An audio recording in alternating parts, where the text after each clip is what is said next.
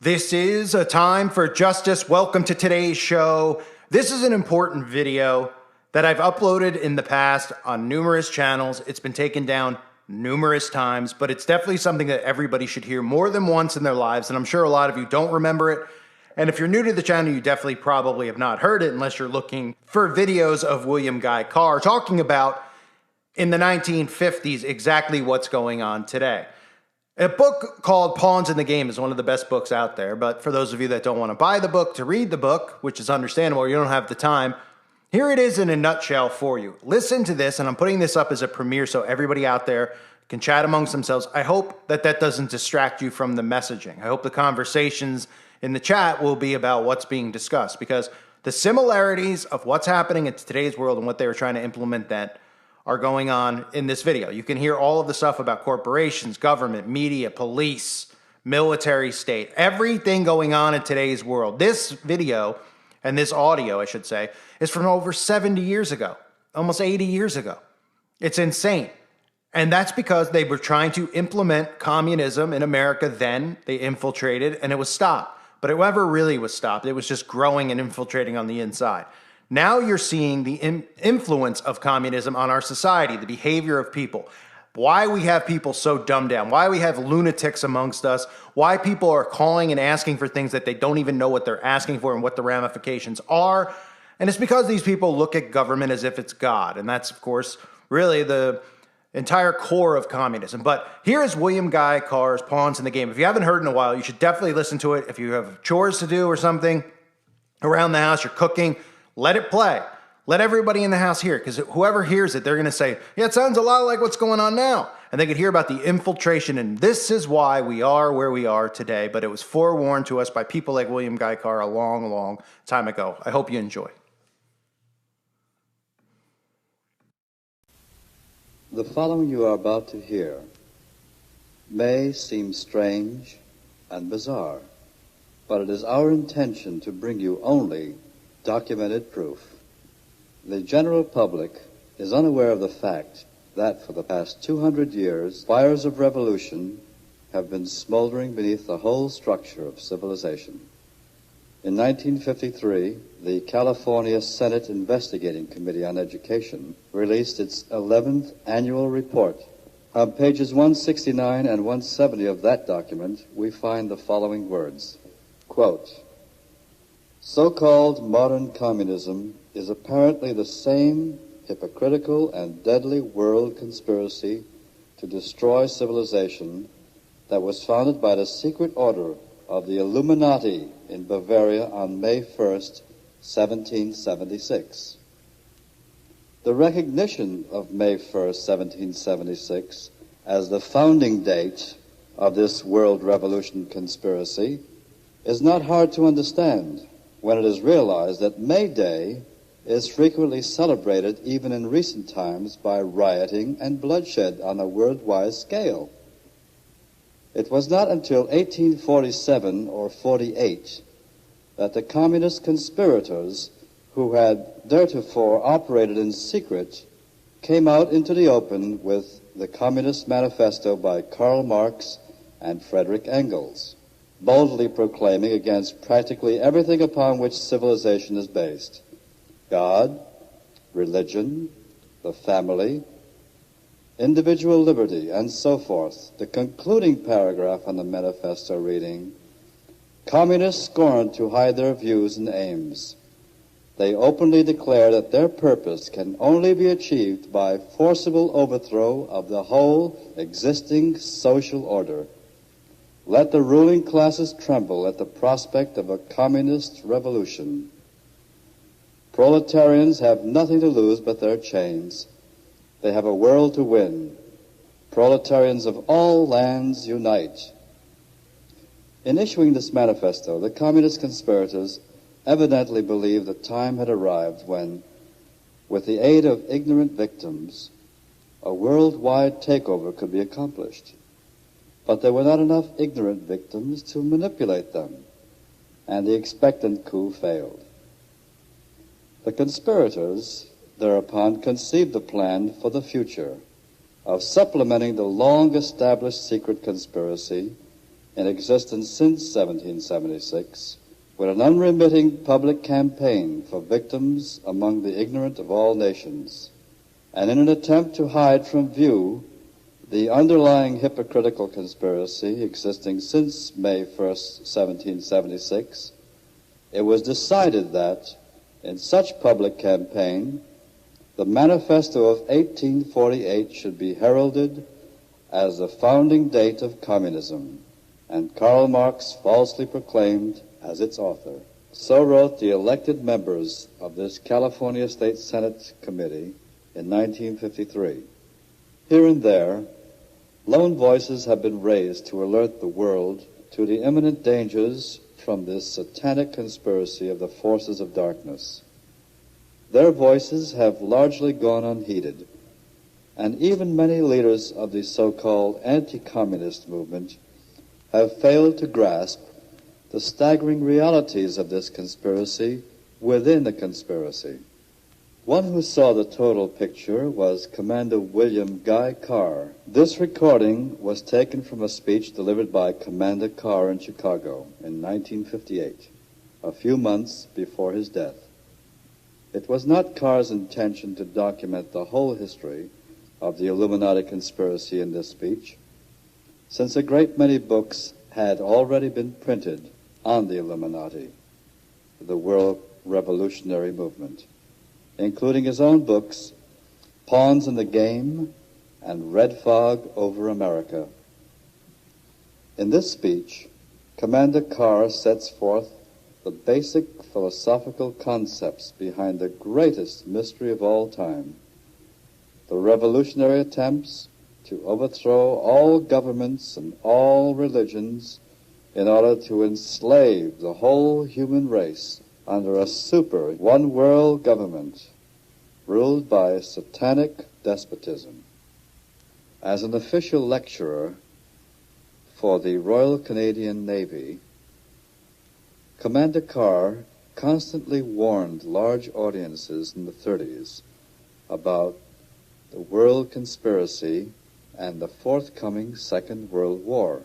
During that time, he wrote 7 best-selling novels. Some were selected to become part of the Royal Library, the Library of War Museum, and the Sir Millington Drake Library at Eton College, and the Braille Library for the Blind. Carr's most widely read book, Pawns in the Game, is considered by most historical experts of the Illuminati as the most comprehensively documented book ever published on the Illuminati. The sound on this recording is primitive, due to the fact that it was placed on tape in a large meeting hall. However, despite the sound quality and other technical shortcomings, the facts contained in this speech are of such significance that it is reproduced exactly as it was given. Carr's speech will be interrupted occasionally by this narrator, who will insert salient comments on what Carr has said in order to highlight certain particularly significant parts of his message. This recording is not meant to entertain the listener. It is an historical recording of great importance about a conspiracy that has lasted for thousands of years. Numerous books have been written on the subject of the Illuminati, and it has been referred to by such men as George Washington, John Adams, and Abraham Lincoln. A list of books for the listener who wishes to pursue this subject will be found on the liner notes on the back of this record. I would like to present to you a speaker that has given much of his life for the welfare of humanity and to study the things that are going on in the world revolutionary movement. Our speaker this evening has a very wonderful way of presenting a message that is so badly needed, and I hope that each of you will listen with open minds and forget all prejudices and all bigotry. We have nothing to gain by hatred, and our speaker will certainly give us the reasons for that. And so at this time, we're very happy and proud to present the Commander William Guy Carr from Canada.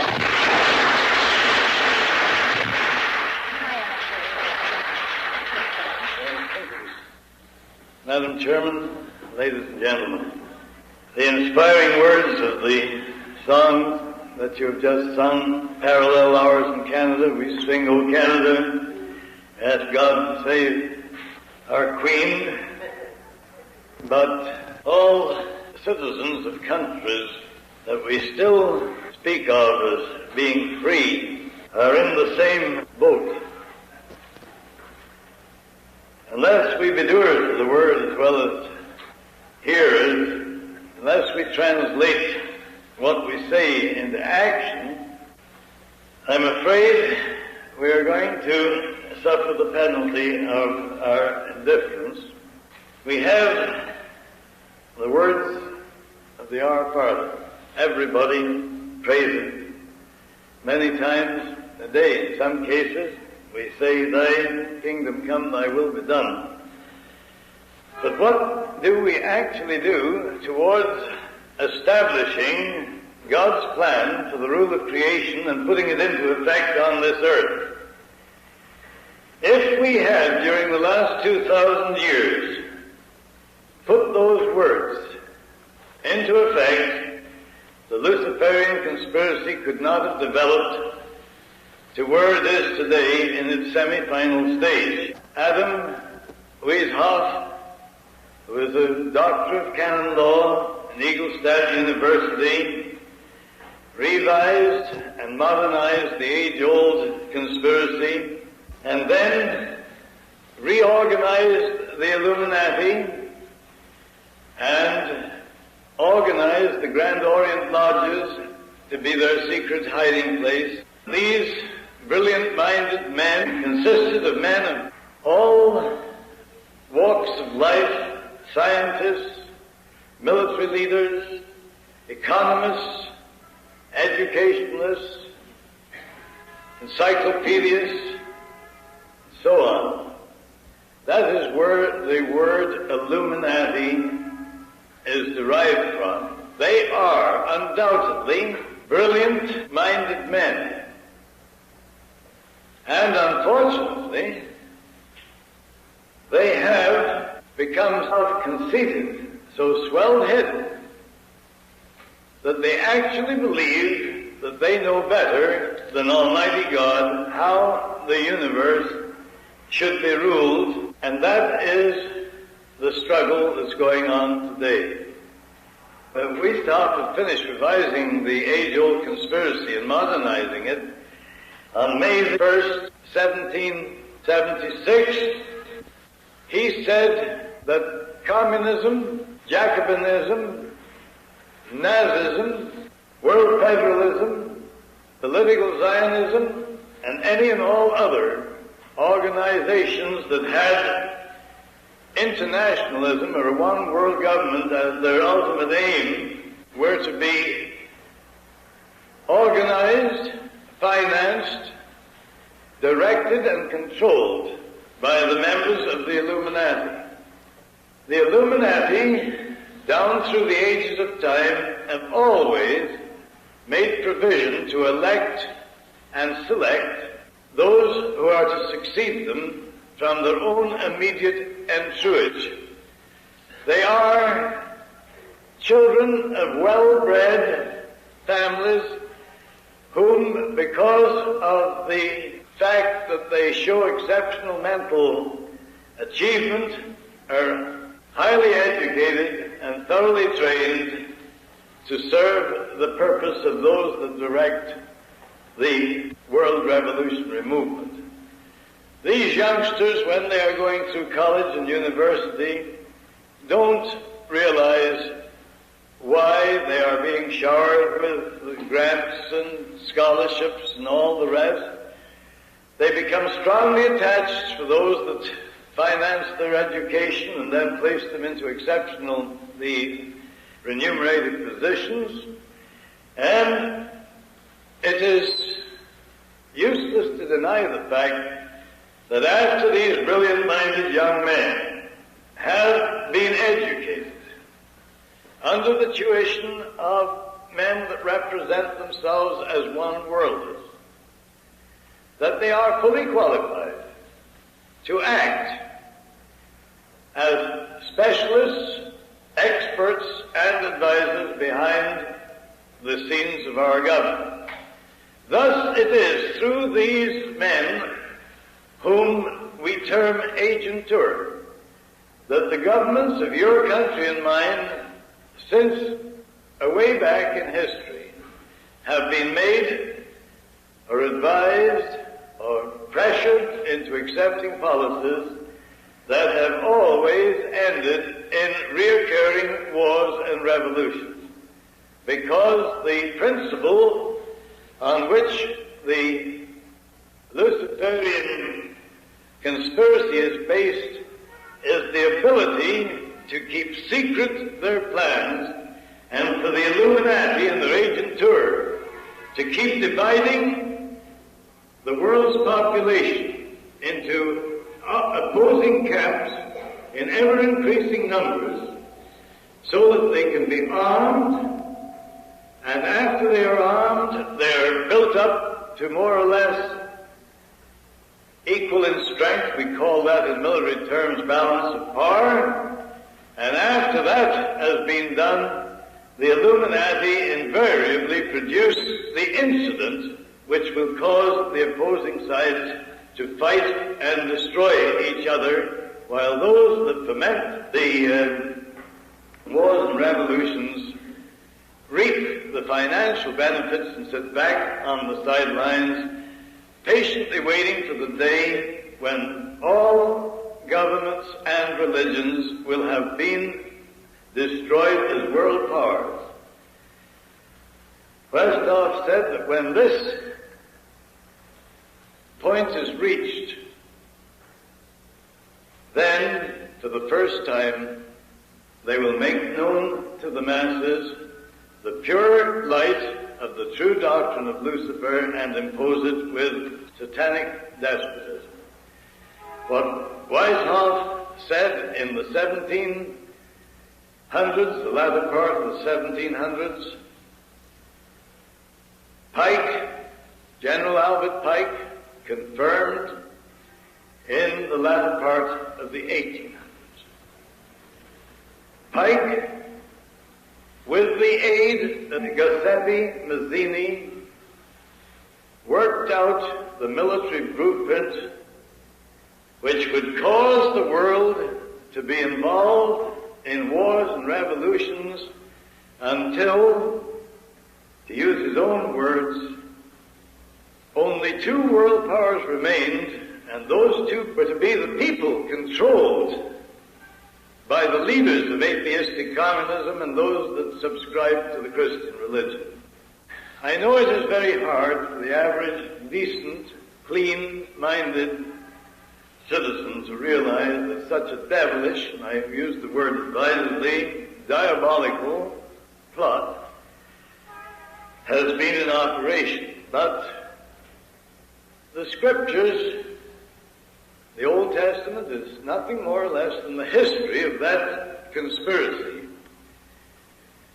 of the Luciferian forces to prevent the human race establishing God's plan for the rule of creation, putting it in effect on this earth. Christ himself came to show us what must be done if we were going to halt that conspiracy on this earth, as St. Michael halted it in heaven. He told us who were directing that conspiracy. He said, it is they of the synagogue of Satan. He said, they are sons of the devil, Lucifer, whose lusts they will do. He was a murderer from the beginning. He knows not the truth, for the truth is not in him. When asked, who are these men? He said, them that call themselves Jews, but are not, and do lie. The devil's whole plan is to use cunning and deceit. That is why our Heavenly Father, through His Son, Jesus Christ, told us that He was the father of lies. And they will make any statement and justify the telling of a deliberate lie, providing it moves their conspiracy towards its final goal. Mazzini Giuseppe Mazzini was an Italian. If you look in your encyclopedias, you'll find him eulogized as a great Italian patriot. That is how the agents who direct this conspiracy deceive the people into believing what is a direct lie. Giuseppe Mazzini was the director of the World Revolutionary Movement and was appointed as the director of the whole World Revolutionary Movement in 1834. After the French Revolution was over and the American situation here was in turmoil, Mazzini came to America and he consulted with General Albert Pike, who was disgruntled because his Indian auxiliary troops had been disbanded on the charge that they had committed atrocities under the cloak of legitimate warfare. Therefore, Pike became an illuminist, and he built a house in Little Rock with 13 rooms in 1840. And it was in that house where he worked to perfect the military blueprint of wars and revolutions that would bring Weishaupt's plan to its final stage. The blueprint called, first of all, for the putting into effect of Weishaupt's plan to create international atheistic communism, and then use it as the Illuminati's destructive force to help them destroy all existing governments and religions. I know it hurts when the truth of history reveals that men who have been built up by false propaganda into national heroes are proved to be feet of clay. But what is true of some of your statesmen and politicians in the past is equally true of ours in Canada and those of Britain. Since the turn of the 19th century, since 1801, there has hardly been a prime minister in England or Canada or a president in this United States, with the exception of Lincoln, who wasn't under the control of the Illuminati.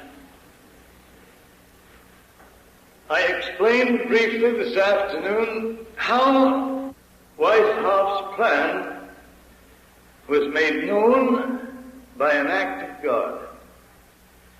The German author Zwack, Z-W-A-C-K, had laboriously put these revised protocols together, and so that they would be safe and to guard against all being destroyed at one time. Copies of this document were placed in different parts of the world. I explained that Professor John Robison, Professor of Human Psychology of Edinburgh University and Secretary of the Royal Society, when touring Germany and visiting the University of Frankfurt and Ingolstadt, had been asked to guard a copy of the secret document. He was not informed as to their nature, but he did place them in safekeeping. And after the plot had been revealed by the act of God, and the Bavarian government had published the horrible details of this international plot, Professor Robison unlocked this strongbox in which he had kept them and found that the documents he had confirmed everything that the Bavarian government had published in 1786. I told you that while Westhoff's courier was riding on horseback from Frankfurt to Paris with a copy of this precious document, infamous document, for the information of those Illuminists and Jacobins who had been entrusted with developing the French Revolution, which was scheduled to break out in 1789. Almighty God struck him dead as he rode through the village of Ratisbon. The courier was struck by lightning. And the Bavarian police found this document on the courier's body.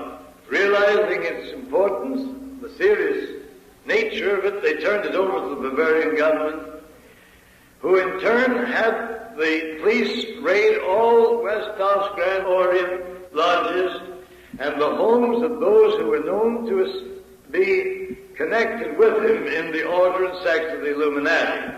The evidence thus obtained confirmed the document as being genuine, and it was published in 1786 under the title, The Original Writings of the Order and Sect of the Illuminati. Copies of this document were sent to the heads of church and state throughout Europe. But such was the power of those experts, specialists, and advisors who had been infiltrated behind the scenes of government that they persuaded the crowned heads of Europe and the heads of church to ignore the warnings by telling them that it was part of a huge hoax, and if they took any notice of it, they would be brought into ridicule. When this plot was discovered, the Bavarian government closed the lodges of the Grand Orient, outlawed Professor Weishaupt, and disbanded the Illuminati.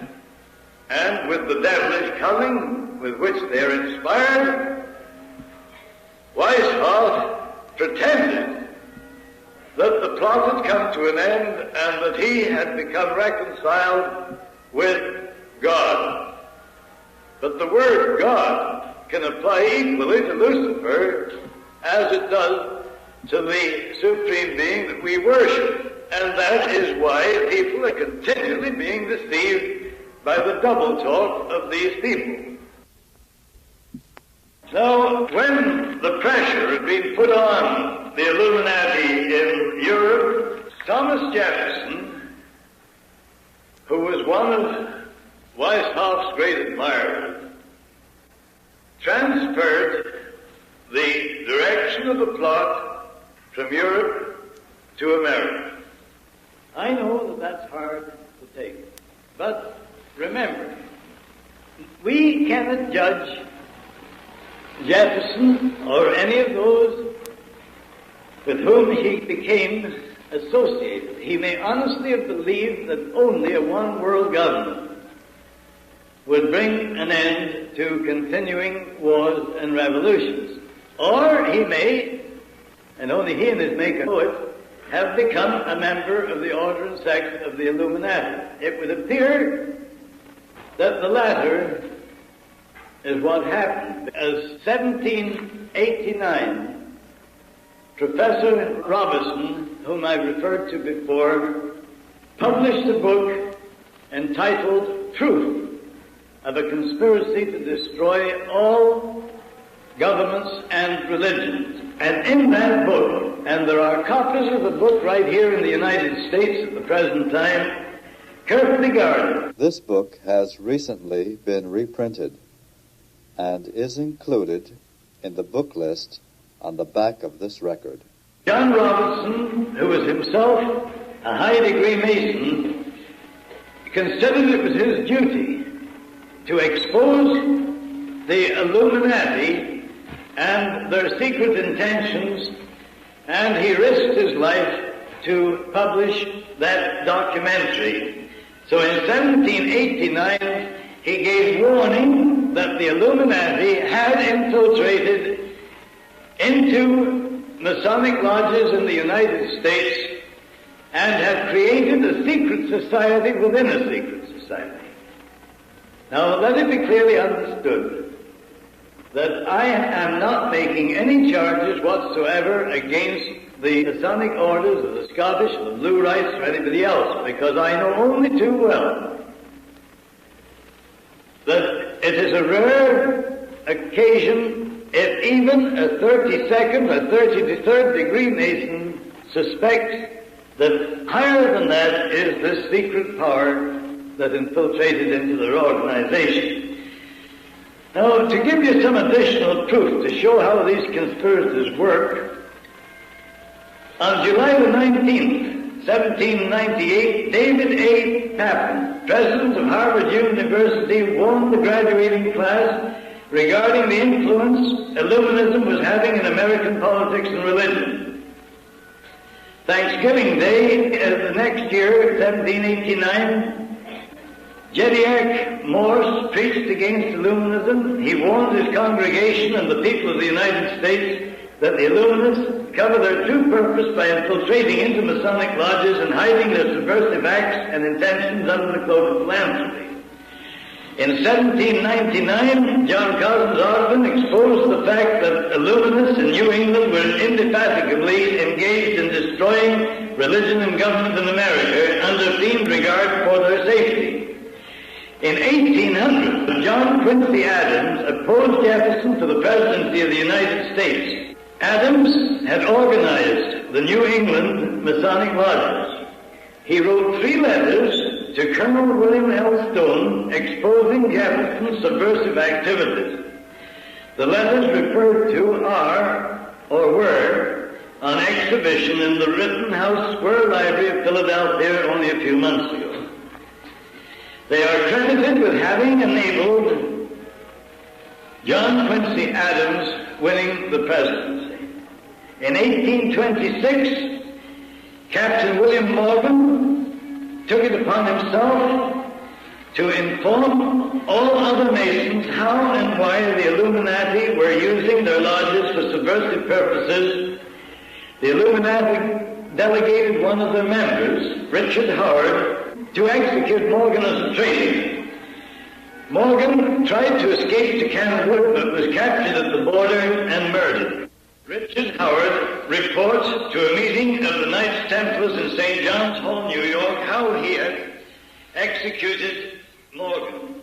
Arrangements, according to Elaine, were then made to ship Howard back to Liverpool in England, and the incident caused such indignation on the part of the Masonic fraternity that their records prove that as a result of this incident, thousands of Masons seceded from the northern jurisdiction. Since I published that in last issue's News Behind the News, the grandson of one of the men that led that revolt in some way got hold of a copy, and he went to the trouble of sending me copies of the minutes that his grandfather had taken, or his great-grandfather had taken at the meetings that dealt with that very subject, so that I would have additional evidence of the proof of what I'm telling you. In 1829, I just tell you these things because it shows how this conspiracy moves year by year and right up to the present day. In 1829, an English Illuminist named Fanny Wright. You might wonder at a person of the female sex being mixed up in this thing, but the Grand Orient Lodges and the councils of the New and Reformed Palladium Rites organize what they call councils of adoption. That is the female organization that work hand in glove with the Illuminati. This woman lectured to selected groups of Illuminists in the new Masonic temple which had been built in New York. She explained the Luciferian ideology regarding free love and sexual liberty. She also informed the American Illuminists it was intended to organize atheistic communism for the purpose of furthering their own secret plans and ambitions. Among those who were delegated to put this phase of the conspiracy into effect was Clinton Roosevelt, Horace Greeley, and Charles Dada. Nobody had ever heard the word communism used generally at that date. As a matter of fact, The word communism was not put into common use until after Lenin and Trotsky usurped power in 17 from the Mensheviks who had fought the Russian Revolution. It was only then that the word communism became into common use. I want you to mark these things very carefully. In 1841, Clinton Roosevelt published a book called The Science of Government Founded in Natural Law. That book embodies Weissaup's pattern of a one-world UN-type dictatorship. Clinton Roosevelt was a direct ancestor of Franklin Delano Roosevelt. Roosevelt, Greeley, and Dada organized the Locofoco Party in 1834 to cover the real purpose.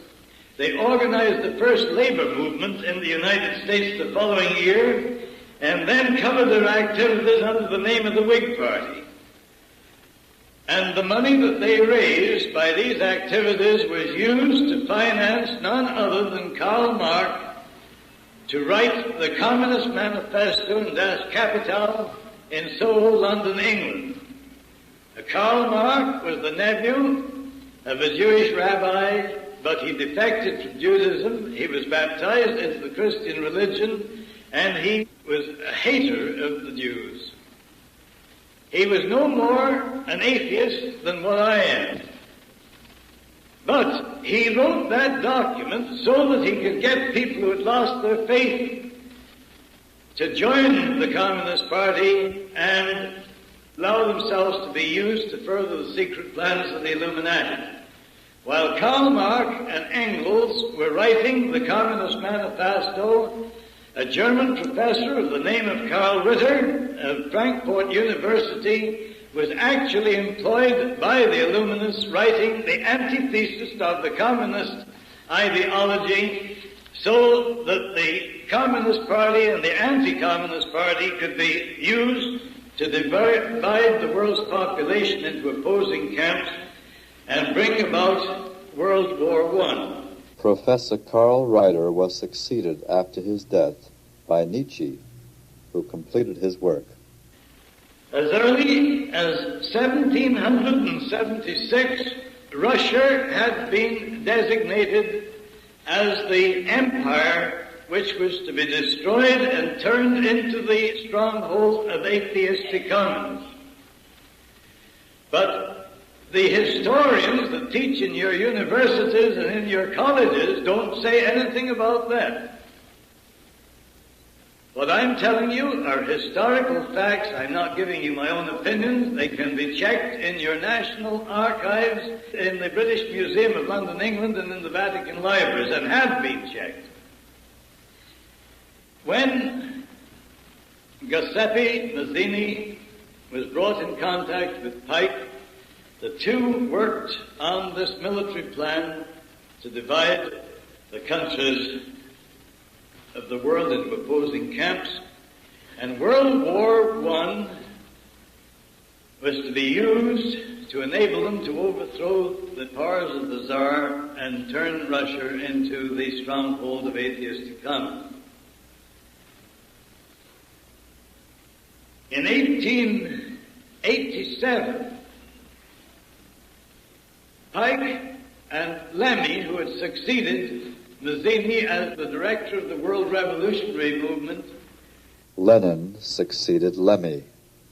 Decided that political Zionism was to be organized by Herzl and then used for two purposes. First of all, to create the State of Israel, and secondly, to enable the Illuminati to foment World War III using the differences between the Israeli and the Arab Mohammedans to serve that purpose.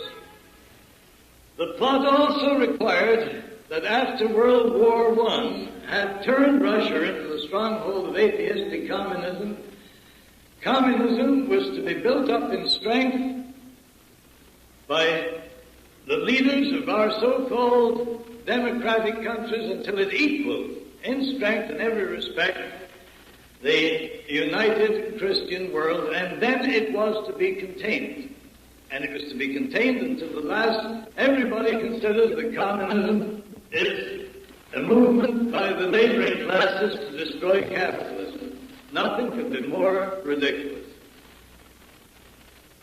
The Mensheviks and the Bolsheviks were used to foment and fight the revolution in Russia in 1905 and 1916, but all the time hovering in the background were these illuminists who had chosen Lenin and Trotsky to lead the movement to usurp the powers of government in Russia just as soon as the moment was ripe.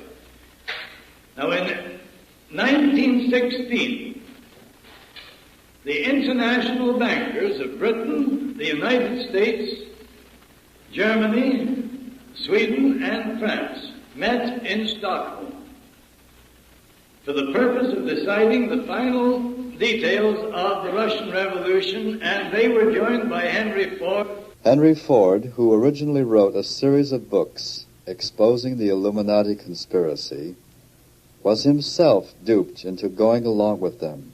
The Ford Foundation has since carried out many of the stated goals of the conspirators under the beneficent hand of Henry Ford II, whose father never dreamed that his own fortune would be used to advance the cause of his worst enemy.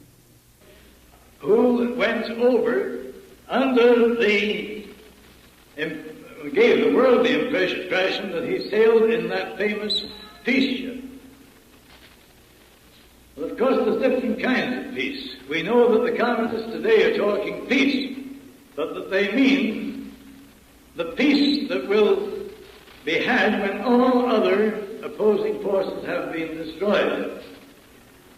The average communist doesn't know that he also is to be destroyed in the final phase of the conspiracy.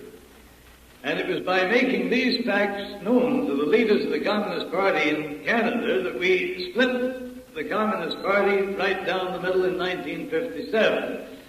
We supplied them with copies of a letter that Albert Pike had written to Mazzini on August the 15th, 1871, the year before Mazzini died, and that exposed the whole diabolical aspect of the conspiracy.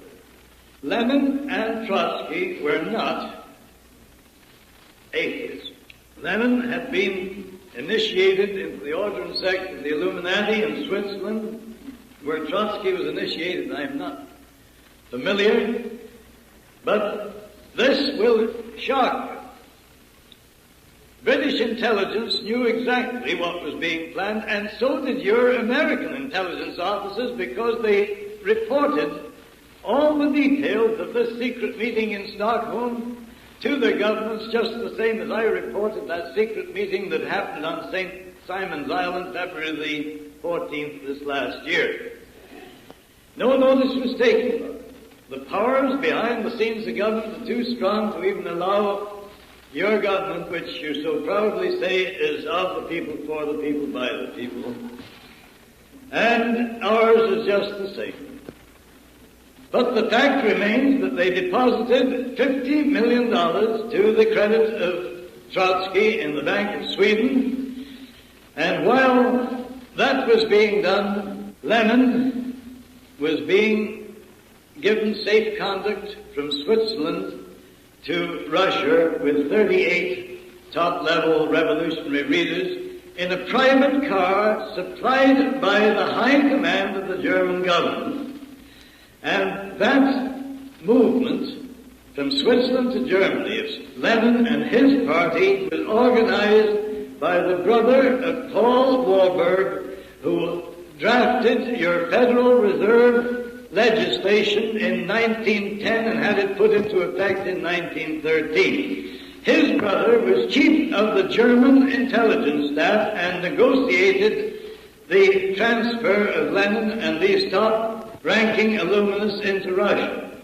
Now, Trotsky was building up his group of revolutionary leaders on the east side of New York, and when he sailed from New York to Sweden, the British Navy intercepted the vessel and took Trotsky and his fellow revolutionary leaders off the vessel, landed them at Halifax and confined them in the emigration sheds and put them under the guard of the Northwest Mounted Police, as they were known in that day.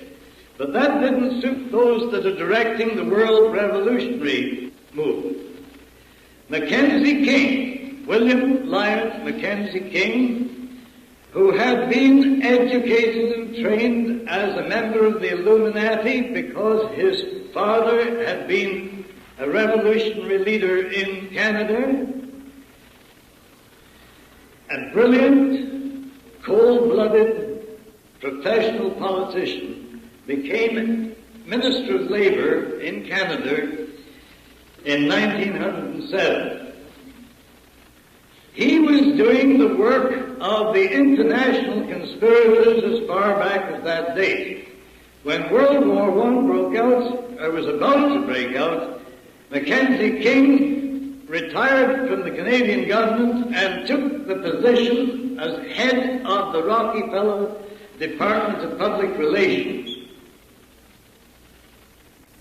Now, when we had captured Trotsky and his fellow conspirators, and they had been placed in detention in Halifax, Mackenzie King was sent by the Rockefellers to Ottawa, and he issued the ultimatum that unless those men were not only released but given safe conduct to Sweden, the United States would cut off all financial and other aid to Britain and France. President Woodrow Wilson, who said time and time again, "I will not let our boys die on foreign soil," was a stooge of Colonel Edward Mandell House, an errand boy for the hierarchy of the Illuminati in America, the Rockefellers, Bernard Baruch, Jacob Schiff, etc. Wilson wired the British government demanding that Trotsky and his men be released, or the United States would not enter World War I as agreed upon. So, to prevent defeat, we took the lesser of two evils, and Trotsky was put on board another ship, and we had the humility of escorting that man to the entrance of the Baltic Sea. These are the things that of international intrigue that's going on all the time, and you're not allowed to know a thing about it. As soon as the war was over, I'm not going to go into all the details of the Russian Revolution, but you know that Trotsky and Lenin did take over the powers of government in Russia. Now, there's a lot of people talk about 98% of those men that went with Lenin and Trotsky into Russia to usurp the powers of government being used. That's a perfectly correct statement if we use the word Jew as it is generally used. But remember this, they entered Russia in the August and September of 1916. When Lenin died in 1924, there was not a single member of the First International of the Communist Party left alive or out of exile, except one or two who were initiated as members of the Illuminati. All the others, after they served their purpose, were liquidated, as happens to everybody that serves the Illuminati, whether they know it or not. As soon as they have served their purpose, they're wiped out with as little compunction as you and I would swat a fly. Now, the Nazism, as had been founded by Professor Carl Ritter, the same year, 1848, that Karl Marx wrote the Communist Manifesto, had to be used to foment World War II for the purpose of destroying the German Empire and reducing the strength of the British Empire so it was no longer a world power.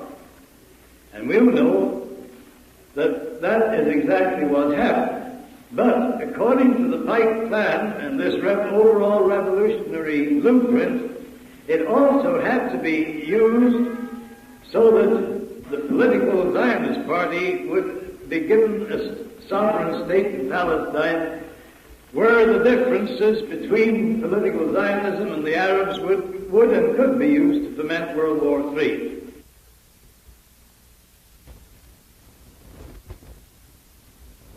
The Treaty of Marseille was deliberately written in such a manner that it facilitated those who were directing the world revolutionary movement of starting World War II when they thought the time was right. You'll find all kinds of documentation in there, secret messages passing between the heads of your government and ours. And let me tell you this, some friends of mine, high-ranking British officers, and some of your own countrymen, did everything within their powers to try and prevent World War II breaking out. They knew the details of this conspiracy as I'm explaining it to you.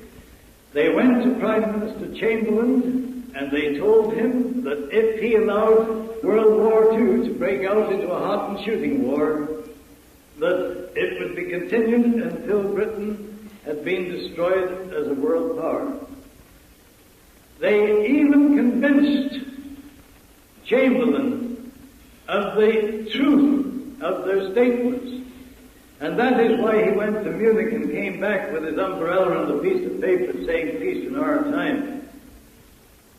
But then Chamberlain was maneuvered into a position where he had to declare war to keep the promise to the Polish people over the Karler incident. But you know that the first months of that war we referred to it as a phony war. Chamberlain and the Premier of France had agreed that they would not bomb any German targets other than strictly military targets. That didn't suit these bloodthirsty international gangsters. That was too slow. So they gave orders that Chamberlain had to be got rid of, and Chamberlain didn't know what to do. He told Commander Ramsey, a very highly decorated officer in Army intelligence, and a man who was a member of Parliament for Peeblesshire in Scotland, he said, if you will only get me definite evidence of what is going on behind the scenes, he said, I will put a stop to this war. Ramsey approached a man in the American embassy, and he told him, if you will only give me copies of the secret correspondence and signals that is passing between Churchill and Roosevelt, and let me have them just long enough to show the Prime Minister, he says, we'll end this war. And that clerk, that cipher clerk, did as requested in the hope that by so doing he could prevent World War II being developed into the Holocaust that it was. That man was Tyler Kent. That sealed not only Chamberlain's fate, but it sealed the fate of all those patriots who were working in close cooperation with Captain Ramsey. And the powers behind the government insisted that there be an election. Churchill was elected Prime Minister. On February 8, 1920, Sir Winston Churchill, before his forced acceptance in the Illuminati, wrote an article that was carried in the Illustrated Sunday Herald. From the days of Spartacus, Weishaupt, to those of Karl Marx, he wrote, to those of Trotsky, Russia, Bela Kun, Hungary, Rosa Luxemburg, Germany, and Emma Goldman, United States, this worldwide conspiracy for the overthrow of civilization and for the reconstitution of society on the basis of arrested development, of envious malevolence and impossible equality, has been steadily growing. It played a definitely recognizable role in the tragedy of the French Revolution. It has been the mainspring of every subversive movement during the 19th century. And now at last this band of extraordinary personalities from the underworld of the great cities of Europe and America have gripped the Russian people by the hair of their heads and have become practically the undisputed masters of that enormous empire. The 12 o'clock of the day of May the 12th that he was elected Prime Minister, he gave the Royal Air Force orders that they were to bomb open towns and cities in Germany that night.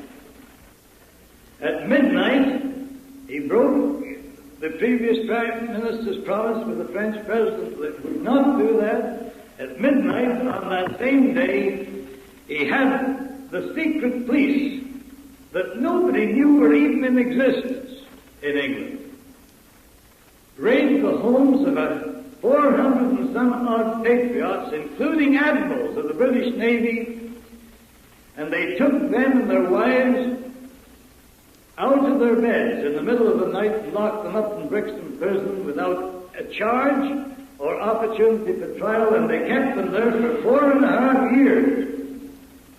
I'm not telling you a fairy tale. I'm quoting historical facts. The people of England have never been allowed to know that yet, and yet I have Admiral Sir Barry Donville, with whom I am in constant correspondence, and I served with his brother in the First World War on the same ship, and I know every detail of everything that happened about that. Admiral Donville was one of the finest and most capable British admirals that our country produced. He was the greatest fighting admiral that we had in the First World War. He fought and won more engagements in and around the Bight of Heligoland than any other British admiral. He was 4 times decorated by the King with the highest honors that could be conferred on him, and after the war, he was put in charge of all naval establishments and then made Director of Naval Intelligence. Admiral Donville told me that he was 58 years of age before he began to suspect that the secret power that seemed to be able to cause our governments to adopt policies that led to their own destruction was the Illuminati. After World War II had served its purpose, and Nazism had been used to serve the purpose of the Illuminati, those who had directed the war on the German side were ordered liquidated. But so that it would be made look legal and nice, we had the Nuremberg trials, where they were legally murdered. Now, anybody that served in a high-ranking position in your Navy, the Canadian Navy, or the British Navy, knows that we have to obey orders. And those orders are given by the politicians, the civilians. Admiral Bacon, one of our British admirals, had the courage to write to Mr. Churchill in the First World War and said, "Sir, fighting the enemy is a pleasure. Fighting you politicians is the damnedest headache a man could inflict on himself." That was what Admiral Bacon, who was one of these gruff old fellows, and he didn't give a continental cuss for all the politicians this side had hated. And he wrote that to Mr. Churchill. Now, as a result of the Second World War, the United Nations was formed. Just one more step towards a one-world government. Your government gave recognition to Soviet Russia and was quickly followed by Britain. If you remember, the Bolsheviks became so powerful due to the aid we had given them that we had to fight a war of containment in 1919, 1920, and 1921. The conditions under which we fought the Bolsheviks was exactly the same as the conditions your troops and ours fought in career this last war. We were never allowed to give them a darn good licking. As soon as we just pushed them back and got them into where they were contained, then we had to stop. We weren't allowed to deliver the knockout blow. Good Lord, Bolshevism, or as we know it today, international communism, could have been absolutely wiped out in Russia between 1919 and 1921. But that wasn't in accordance with Weishoff's or Pike's plan. That plan said it had to be built up until it equaled in strength the whole of united Christendom. Now, is there any person in this audience can deny that during World War II, international communism was not built up until it equaled in strength the whole of united Christendom? What about Yalta, Tehran, Potsdam? Stalin took all they offered and asked for more. And because it suited the purpose of those directing international intrigue at the top, he got all he asked for. And those that were working with him, the three big men, thought Stalin was playing along with them. I think history will prove that Stalin went so far as to agree that FDR would be the first king despot. And when he double-crossed FDR after Yalta, that was the end of FDR. You want to ask some of your own intelligence officers if they'll open up. Thank God I never took the oath. I'd been working at intelligence work since way back in 1912. And on every occasion that I was brought into the intelligence department, I begged off taking the oath, and because there was no difference of opinion between my senior officers, Admiral S.S. Jones and these other admirals I've mentioned, they never required me to take the oath, and that's the only thing that left my tongue loose so I could speak. If you belong to intelligence, to the FBI or the Royal Canadian Mounted Police, you are not allowed to divulge. I never asked them for any information. Working with a small, tight-knit group, we gave them all the information that came into our hands.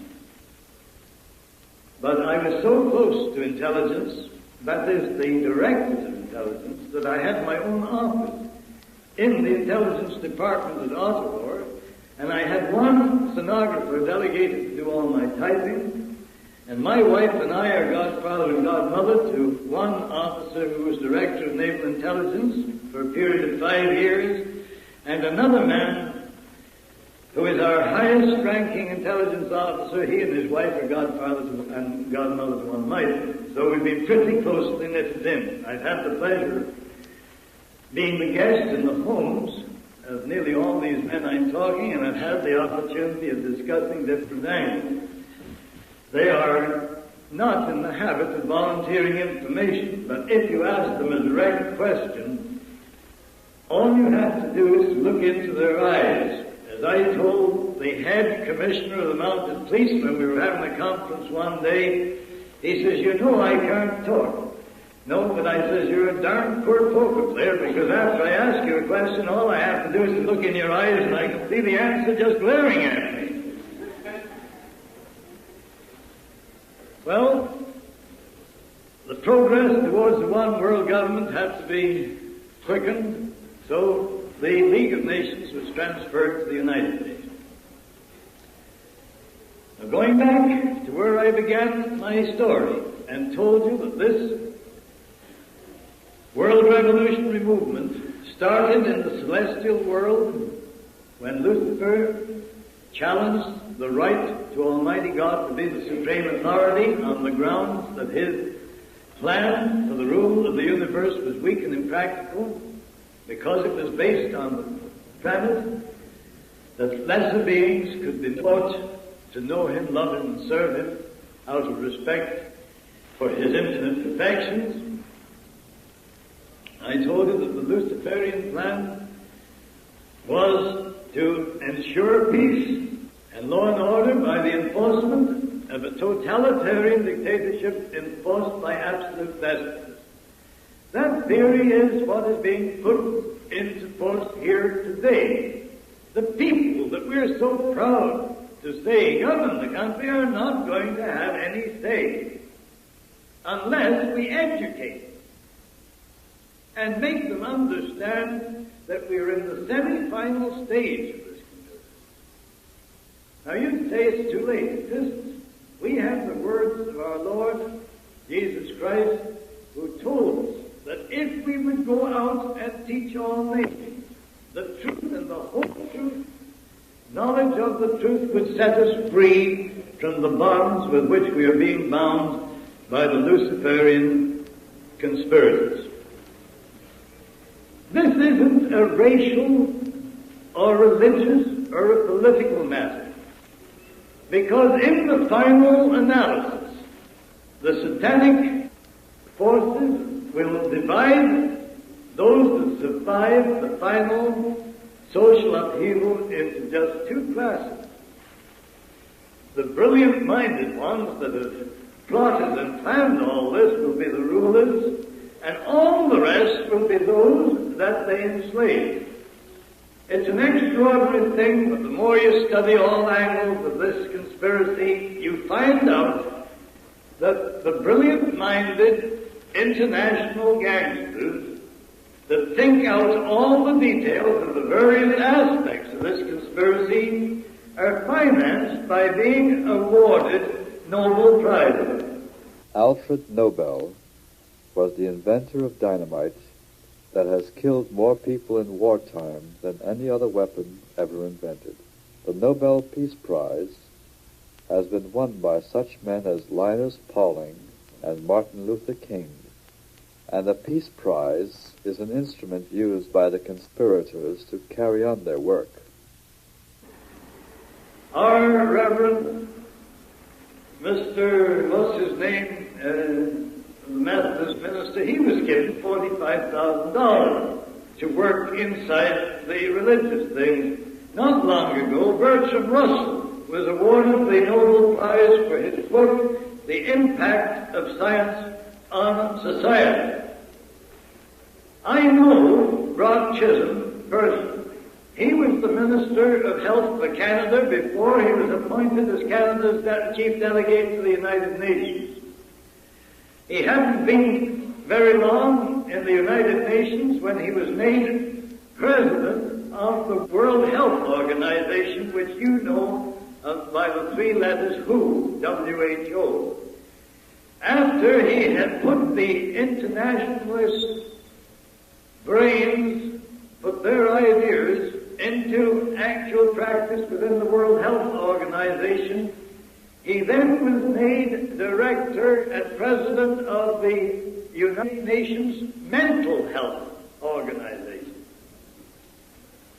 Brock Chisholm says there's only one way to use the human capital. He says reduce the whole lot to one common denominator.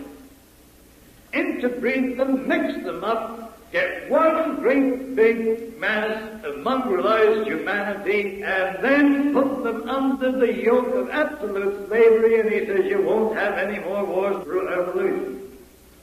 Well, that's sound logic. If the ruling class that consider they know better than Almighty God how to rule the universe get away with what they're working at, all the rest will be classified as goyim. And the word G-O-Y-I-M does not mean Gentile. It means human capital. That is the definition of that word.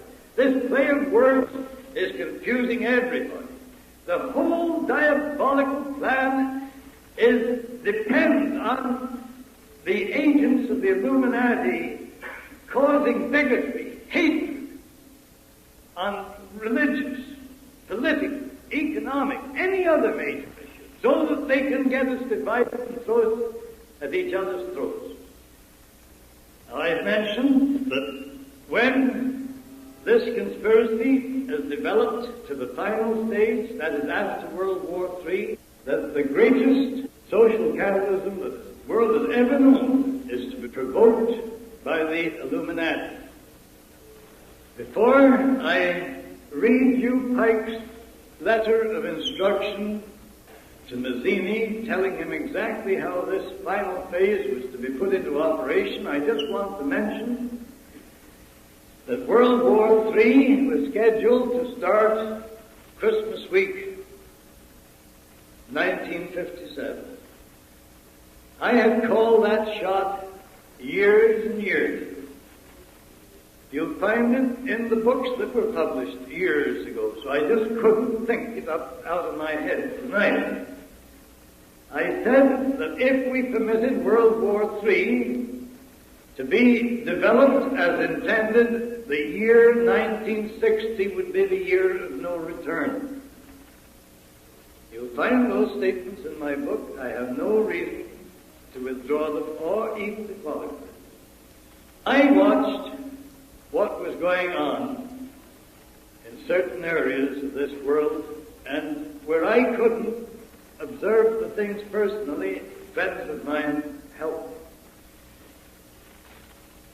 Weishaupt and Pike had both said that those brilliant-minded international gangsters that were determined to enslave the lesser beings were to provide for their own safety and protection by establishing sanctuaries before each of the succeeding wars broke out. And that pattern has been maintained ever since the French Revolution, which broke out in 1789. In no revolution, be it the French revolutions, and there's been several of them, the Spanish revolutions, the German revolutions, the British revolutions, your American revolutions, the Austrian, or any other revolution, have any of the members of the Illuminati or their families been harmed, nor has their properties. They were always safely hidden away in sanctuaries. That is why Switzerland was the biggest sanctuary of the lot. It was made a neutral country, so those directing both sides of the wars could meet and discuss how they would continue them or bring them to an end. With the advent of the atomic bomb, they just didn't know what to do, because before they could let the masses use atomic weapons and nerve gas to destroy themselves in still greater numbers, they had to know what part of the earth's surface was safe for their own miserable hides. They couldn't afford to get contaminated with atomic fallout, or to be burnt with nerve gas, which means death. So what did they do? After the two bombs were exploded on Nagasaki and Hiroshima, they started a series of explosions all over the world. Britain, Soviet Russia, Australia, the United States, whose governments are all controlled at the top by these devils in human form. They popped off a bomb here, they popped off a bomb there, and they had their nuclear scientists all over the world measuring the atomic fallout so that they could find, if possible, places in which they could be perfectly safe while we were cutting each other's throats from ear to ear. It is not generally known, but Germany could have won World War II hands down. But they were not allowed. These Illuminati, who were behind the government of Germany, had strict instructions that the German Empire and the Nazi Party were to be destroyed. And I defy any member of the American High Command to deny this statement. The German army had sufficient nerve gas stockpiled 2 years before the war ended, to have wiped out the whole population of Britain, France, and the United States had they been allowed to use it. Now, nerve gas is the most lethal weapon. The satanic inspiration has enabled the mind of man to discover this. It is nothing more or less than the pure essence of fluorine gas. And it is so deadly and so devilish in its characteristics that if one single drop, even though it be highly diluted, comes in contact with the flesh of any living creature, it will travel along the nerve trunks and paralyze the breathing apparatus and thus cause death. There is only one antidote to that, and that is atropine. But atropine would have to be injected immediately the first strangling sensation was experienced, and you would have to keep injecting it until you could get out of the contaminated area and get further medical help. The members of the armed forces of your country and mine are being equipped with atropine outfits. But what about the civilian population? Now, one of the devilish features of nerve gas is this. You can wipe out the population of Chicago or New York or any big Canadian city and not do one single dollar's worth of property damage. Now, all this nonsense about the fear of atomic bombs is just getting the masses into a state of fear that they'll go off half-cocked and agree that it's essential to contain Russia or something else to have another world war. These men that have the wealth and the power in their hands and secretly administer that power behind the scenes of government are not going to destroy billions and billions of dollars worth of property when they can take over by using a few dollars worth of fluorine gas. They call it nerve gas because they figured it would interfere with their idea to promote fluoridation if the public got to know that nerve gas is nothing but the pure essence of fluorine gas in gaseous form.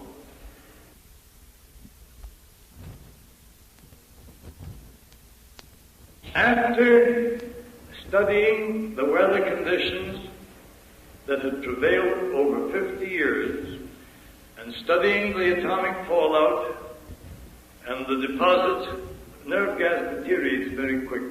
48 hours, it loses its deadly characteristics, and an invading army could move into a place that had been sprayed in 48 hours. But there is a residue which collects in the clouds and is brought to Earth the same as what atomic fallout is by precipitation, rain. Now, in 1955, the year that I was starting to publish these two books, the scientists had reached the conclusion that one part of the world that was safe was that area bounded by southern Florida, the islands of the Caribbean Sea, and the British West Indies. As soon as that was secretly known, all the big multi-millionaires started the most intense building operations this country has ever known. The chairman of the Aluminum Company of America, Mr. Davis, bought 10,000 acres on the Isle of Pines and proceeded to turn it into one of the most luxurious hideaways where he and his top-level members of the Illuminati could live in peace and luxury while we were wiping each other off the face of the earth. Britain was so concerned about the increase of population in the West Indies that they financed the movement of around 250,000 West Indians out of the islands and moved them into England and Canada, paid their fares, told them it was to improve their conditions. Now, A.P. Taylor, who owns and controls the brewery interests of Canada, Hoffman, Bronfman, who controls all the distillers in Canada, and who are no more Jews or Zionists than what I am, but they control the movement at the top, and a group of their international gangsters that control the Canadian government's policy just as another group controls yours. They formed a syndicate. The first ante was $15 million, and they started to build palatial resorts throughout the West Indies and other islands of the Caribbean Sea. A bunch of your Chicago financiers and others extended Miami right down until it reaches now to Key West. All this happened after it's been called the safe area. It's a good job my nurse, when I was a kid, dropped me on my head, because she developed such a bump of curiosity that I've never recovered it from it yet. And knowing what was in the wind, I had to go down there and see for myself what was going on. That is what took me down to Florida in the February of 1957. And what did we find? They were organizing water transports between the islands. They were taking cargo ship loads of preserved and tinned foods and stockpiling them throughout the area. They were building great big water condensers, so in case of drought or lack of precipitation, they can have the sea water turned into drinking water.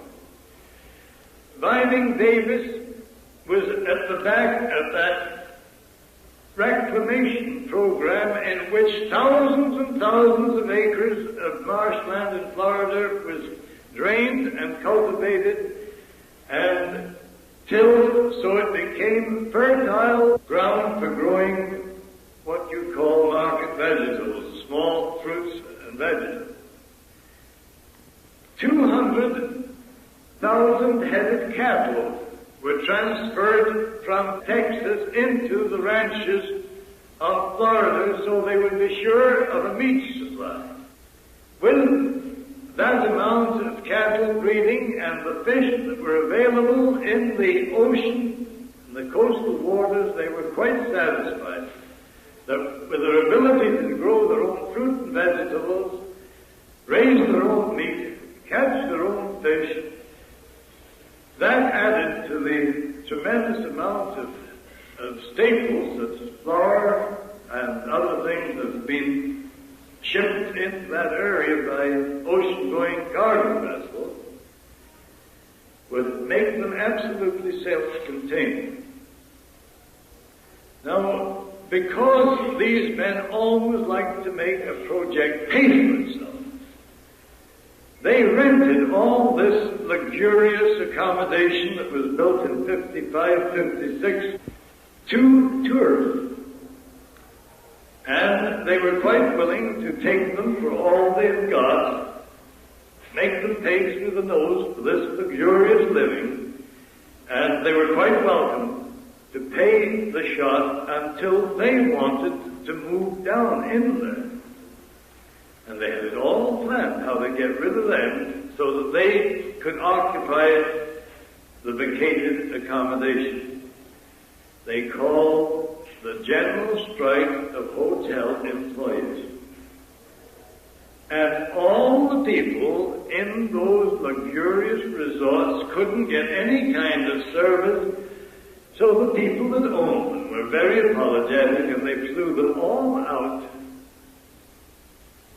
And as soon as they got rid of them, every plane leaving these northern airports were chartered to fly the big boys down in to take over the accommodation that had been vacated. My heavens, we had some of my friends keeping a record of who were chartering the planes and the people that were going on, just the same as we checked those that were landing at Georgia Airport for the St. Simon Island meeting. And amongst the people that had their own planes chartered to take them down south just before Christmas was the heads of your international unions that had done all the negotiations to amalgamate the unions at the top. Not only the American, but the Canadian. They both had private planes for the whole bunch of the top fellows who had been serving the international. And the Labour let them get away with it. Goodness gracious me, I don't know how stupid people can get. It's so obvious. And then, when the whole thing was ready, and somebody was going to press the button, the Lord entered into the picture and took a stand. And you never saw the like of it in all your born days. I've traveled all over the world and I never saw anything like it. All of a sudden, just towards the end of November, the earliest and most severe frost that had struck Florida in 50 years hit, and the papaya trees just wilted. They brushed out, covered them with blankets, covered them with anything. It didn't do any good. They were flat on the ground. Next day, every blessed one was wiped out. The fruit and vegetables that were just getting to maturity for the Christmas market were wiped out completely. There wasn't an onion or a radish or a lettuce left. And the rain started to fall, and the wind started to blow from every direction other than was expected. And there was such complete chaos as far as weather conditions were concerned that they fired the poor old meteorologist at Tampa because he couldn't call the shots 12 hours in advance. So they fired him, and they brought the top fella down from Washington. And when he got down there, all he did was hold his head, and he couldn't predict what the weather was going to be for 24 hours. So they had to call the war off. Too bad. Oh, we were just saying. They called the war off. They only postponed it for a while. They thought that these weather conditions couldn't prevail much longer. And you know, there was such a precipitation of rain that the fallout in Florida, both nuclear fallout and fluorine, was such that 76,000 head of cattle died. 76,000 head of cattle died. The next thing that happened, Christmas week came. You never saw such beautiful weather in your life. Everybody was down on the beaches swimming and bathing. For 7 days we had perfect weather. Then the angels pulled out the plug again, and the water came down, and the wind started to blow, and the temperature was all around. I was fortunate. I was so convinced that something like this would happen. I had a great big hand-knitted woolen coat, and you know, I've been stopped a dozen times on the street by people who said, I'll give you $40 for that coat. Everybody thought I was nuts when I went down there with a great big hand-knitted coat. But boys, I was comfortable when other people were freezing to death. And then the second frost wiped out the next crop just as it was ready for market. And the cattle started to starve to death. There wasn't enough grass left on the pasture land.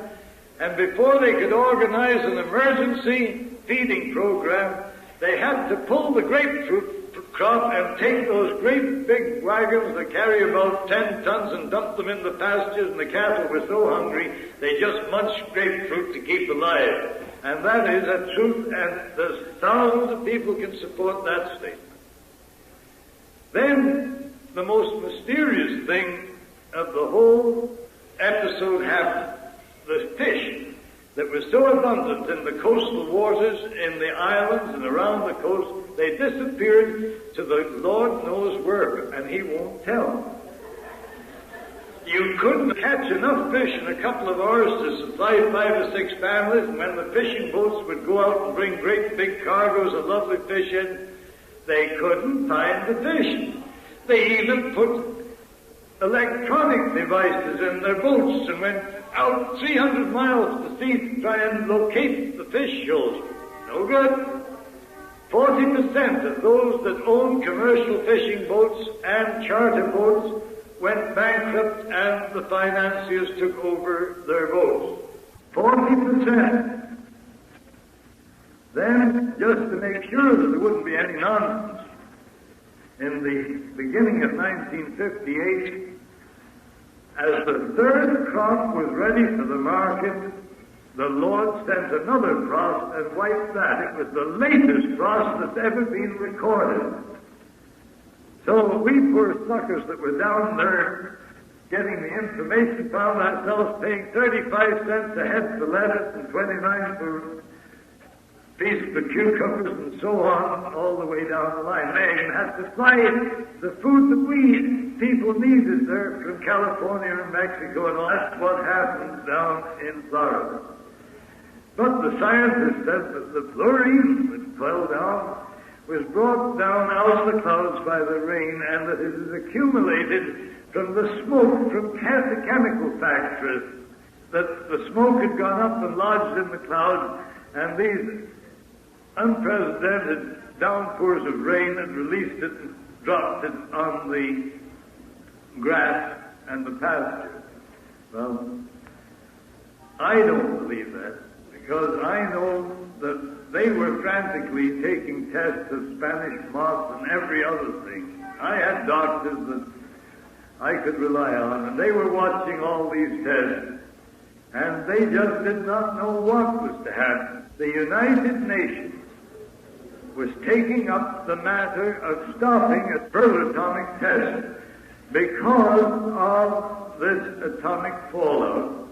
That is what's going on in this world. Now, we started to show that the conditions which we experience today started in the supernatural world are conducted by men who are inspired by the satanic forces. Their purpose is to prevent us putting God's plan into operation so His will can be done here in heaven and what have you today in the United Nations.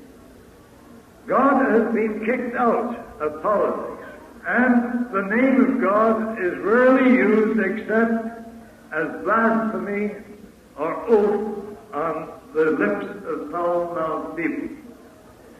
But the Scriptures tell us that God is a jealous God. And I'm quite sad that He has taken measure of the satanic forces that work in this world, and the feverish haste with which they are trying to bring their devilish plan into its final stage shows that they think time is running out. Now, it's all very well saying, well, don't worry, God will look after us. God has a habit of helping those who help themselves. He told us that if we were hearers of the Word and not doers of the Word, it would avail us nothing. If the truth has been made known to us, it is our duty to pass that truth on to as many other human beings as possible. Because whether or not we can halt this devilish conspiracy before God has to intervene to save all flesh being destroyed or not, by making the truth known to our neighbors, we can at least open their eyes and make them realize what is going on so that they too can become the elect of Almighty God. That is the duty. We will not be judged according to the results that we achieve. We will be judged according to the amount of effort we put into serving His holy will during the term of our life on this earth. There, ladies and gentlemen, you have a picture. Now, I just want to read this in conclusion. Albert Pike, on August the 15th, 1871, wrote a letter of instruction to Mazzini, telling him what I have told you, and his concluding paragraph reads as follows: "We, the Illuminati, shall unleash the nihilist and atheist, and we shall provoke a formidable social catalysm which in all its horror will show clearly to the nations the effect of absolute atheism, origin of savagery and the most bloody turmoil. Then everywhere the citizens obliged to defend themselves against the world minority or revolutionaries will exterminate those destroyers of civilization, and the multitude disillusioned with Christianity, which will be from that moment without compass, that's direction, anxious for an ideal, but without knowing where to render its adoration, will receive the true light through the universal manifestation of the pure doctrine of Lucifer, brought finally out in the public view, a manifestation which will result from the general reactionary movement which will follow the destruction of Christianity and atheism, both conquered and exterminated at the same time. The word God is used by these Luciferians just the same as we use the word God. On July the 14th, 1889, Pike had to correct the beliefs of some of his leaders in the New Palladian life who were Satan worshippers. So he wrote this letter of instruction. That which we must say to the masses, or the crowd, is we worship God. But it is the God that one adores without superstition. The Masonic religion should be, by all of us initiates of the high degrees, maintained in the purity of the Luciferian doctrine. Now I want to repeat, Masons up to the 32nd and 33rd degree do not know about the details of this plot until recently, and therefore they cannot be blamed. In the original writings of the Order and Sect of the Illuminati, there are 9 paragraphs that deal with how Freemasonry and other secret societies are to be wiped out after the Illuminati have been established their leader, king, despot of the world. So they don't play any favorites. Everybody except their own little clique are to be either wiped out or subjugated. Lenin said it didn't matter if 75% of the world's population was liquidated as long as they controlled the other 25%. Referring to this God, what we say to the crowd is we worship God. But it is the God that one adores without superstition. I'll skip the next part. The Masonic religion should be, by all of us initiates of the high degrees, maintained in the purity of the Luciferian doctrine. If Lucifer were not God, would Adonai, whose deeds prove his cruelty, avidity, and hatred of men, barbarism, and repulsion for science, yes, Lucifer is God, and unfortunately, Adonai is God also. For the eternal law is that there is no light without shade, no beauty without ugliness, no white without black.